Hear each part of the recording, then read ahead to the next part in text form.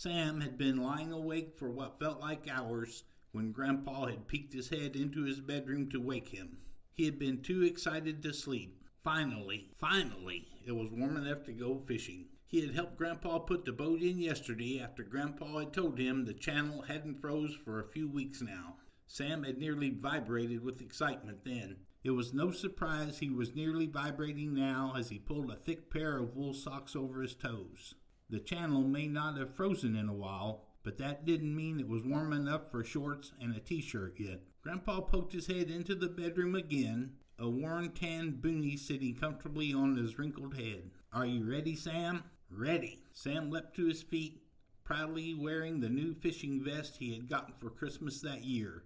It had so many pockets, he didn't know what he would do with them all, but it was the same one Grandpa wore, so he figured he'd find a use for them.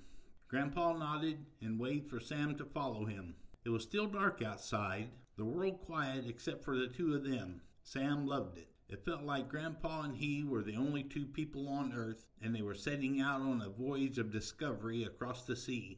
Grandpa shuffled to the small kitchen to grab the worms from the fridge as Sam shoved his feet into his shoes.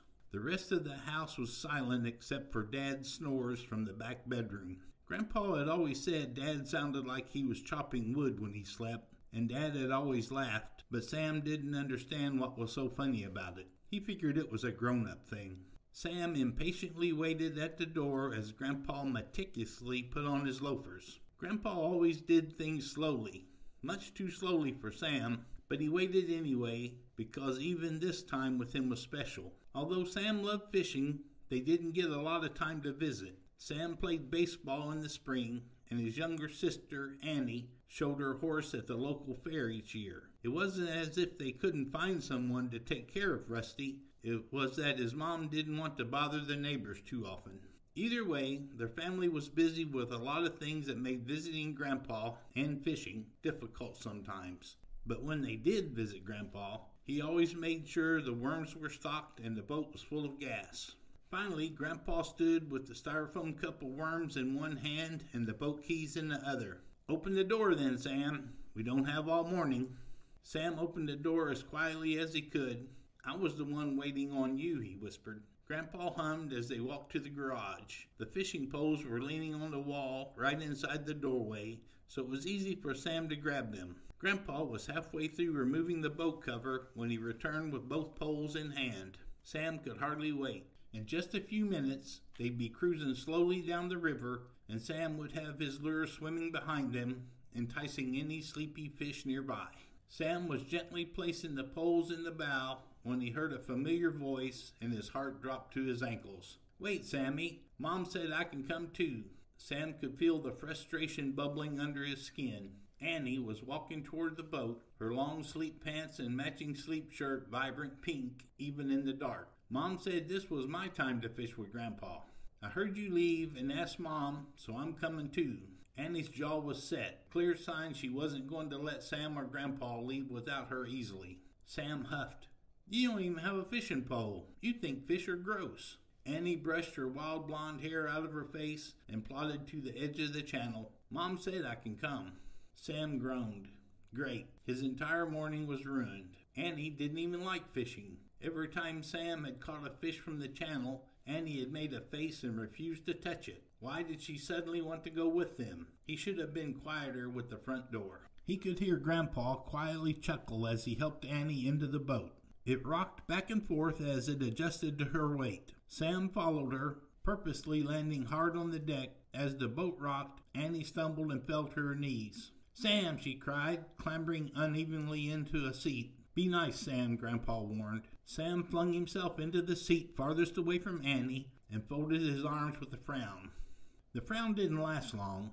Once they had reached the edge of the channel and entered the river, cool air on his face and the sound of water sloshing against the sides of the boat eased his tense body, and he found himself leaning over to brush his fingers through the murky water. It was ice cold, but Sam didn't mind. "Sam, you can fish now," Grandpa said over his shoulder.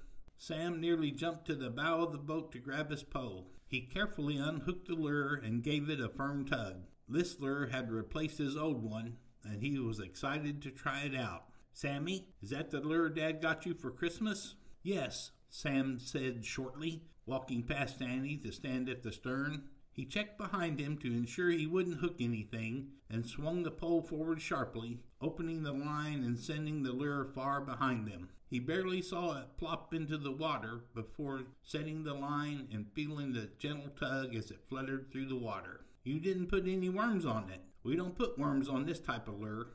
It's supposed to look like a tiny fish swimming, so the other fish will want to eat it."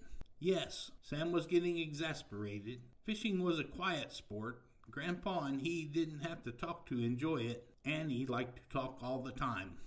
A sudden sharp tug on the line made Sam instinctively yank the pole back to set the hook. He started reeling, excitement melting his annoyance. Whatever it was heavy. "Did you catch something? What is it?" Annie rushed to Sam and leaned over the side, causing the boat to lean with her. Sam struggled to stay standing as he reeled. Finally, the lure pulled out of the water and Sam sighed. "Ew, what is that?" Annie said, scrunching up her face. "Just a bunch of seaweed." Sam disentangled the slimy leaves from the lure, careful to avoid the hooks. "Why did you catch seaweed?" "I didn't mean to, obviously." Sam flicked the lure back behind them again, setting the line. "Annie, you're not supposed to talk when we're fishing. You'll scare all the fish away." Annie frowned. Grandpa was chuckling again. There were a few blissful minutes of silence as Grandpa guided the boat through the river and Sam sat waiting for something, anything. Then, "Sammy, can I try?" Sam hung his head. Fine. Maybe it would get her to be quiet for longer. Annie came up beside him and he handed her the pole. "The lure is already in the water and I've already set the line so it doesn't go out too far behind us. If you feel something pull on the line, you have to pull back fast and start reeling with this." He pointed to the handle attached to the reel. "It'll pull the lure back to the boat." Annie nodded, concentrating fully on his words. One hand gripped the pole tightly, the other held the reel handle. Silence fell over the boat again. Sam glanced at Annie. She was staring at the spot where the line met the water, completely transfixed. She hardly moved. Sam blinked. Suddenly, Annie screeched, "I felt a tug," and the tip of the pole rounded over. "Set the hook," Sammy yelled, and Annie yanked the pole above her head hard. "Reel, reel." Annie furiously started reeling. Her little arms shook as she struggled to hold the pole upright. Sam grabbed above her hand and held the pole firmly. She reeled faster. The tip of the pole dipped towards the surface of the water, nearly bending in half. Sam could feel the pull of the line, and even he struggled to hold the pole upright. There was a violent splashing as the lure and its catch broke the water's surface. The fish's skin shone in the coming light of dawn, and it flipped viciously against the side of the boat. Annie squealed, "I caught one! I did it!" "It's huge, Annie." Sam struggled with the weight of the fish. "Grandpa, what is it?" Grandpa scooped the fish up in the net and held it up. The weight from the pole eased. "Walleye," he said, eyes shining. "Well done, Annie." "Can we keep it?" Annie asked. "Please, please." "We can have it for lunch," Sam exclaimed. "You can eat the fish you catch?" Annie asked. "They have to be a certain size, but yeah. So, Grandpa?" Grandpa had seized the fish firmly and carefully removed the hook from its mouth before flopping it down onto the plastic measuring board at the top of the live well. He paused as he squinted at the numbers. Then he opened the live well and threw the fish inside. "Lunch is on Annie today." Annie and Sam cheered and high-fived. After that, they took turns using Sam's pole. Sam managed to catch a small perch that they had to throw back, but he didn't mind. He was having fun. When they got back to the house, the sun had risen, and Mom and Dad were sitting on the porch drinking coffee. Annie raced across the lawn to tell them about catching the walleye, and Sam helped Grandpa move the fish from the boat to the cleaning table in the garage. "It was a good thing you let Annie come with us," Grandpa said as he began to clean the fish. "Otherwise, we'd be starving." Sam shrugged. "I guess it wasn't so bad. Do you think she'd want to come tomorrow?" Grandpa chuckled. "I'm sure she'd love to." Annie raced up to him and grabbed his hand. "Sammy, can you show me how to fish in the channel, please?" Sam nodded. "Of course, but it's a little different than in the boat," and Sam began to explain it to her as they walked back to the boat, happy to finally be able to share his passion with his sister.